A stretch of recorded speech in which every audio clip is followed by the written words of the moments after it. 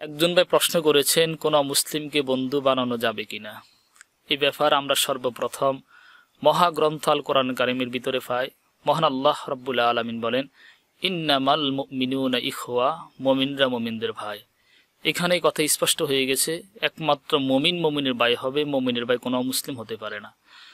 বিশুদ্ধ সনদে বর্ণিত হাদিসের ভিতরে জনাবে মুহাম্মদুর রাসূলুল্লাহ সাল্লাল্লাহু আলাইহি সাল্লাম বলেন, আল মুসলিম আখুল মুসলিম, মুসলমান মুসলমানের ভাই। অমুসলিম কখনো কোনো মুসলমানের ভাই বা বন্ধু হতে পারে না।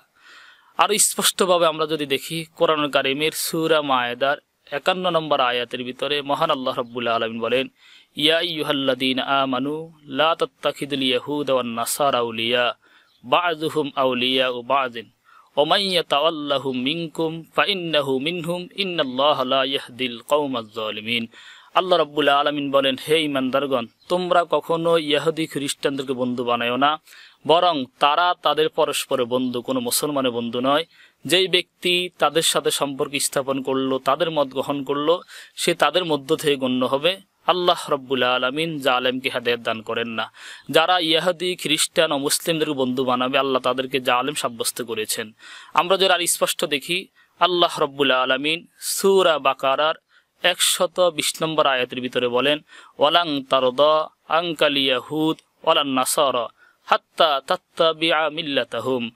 তুমি কখন ইহুদি খ্রিস্টানদেরকে সন্তুষ্ট করতে পারবে না, খুশি করতে পারবে না, যতক্ষণ পর্যন্ত তুমি তাদের ধর্ম অনুসরণ না করো, তাদের ধর্ম গ্রহণ না করো।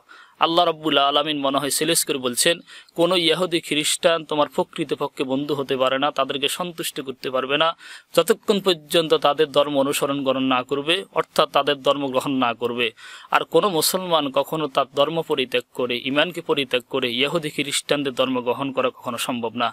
আমরা যদি এই বিষয়টাকে আরেকটু দেখি, হাদিসের ভিতরে আল্লাহর হাবিব জনাবে মুহাম্মদুর রাসূলুল্লাহ সাল্লাল্লাহু আলাইহি ওয়াসাল্লাম বলেন, আল মারউ মা'a মান আহাব্বা, যেই ব্যক্তি যাকে মহব্বত করবে হাসরের ময়দানে তার সাথে হবে।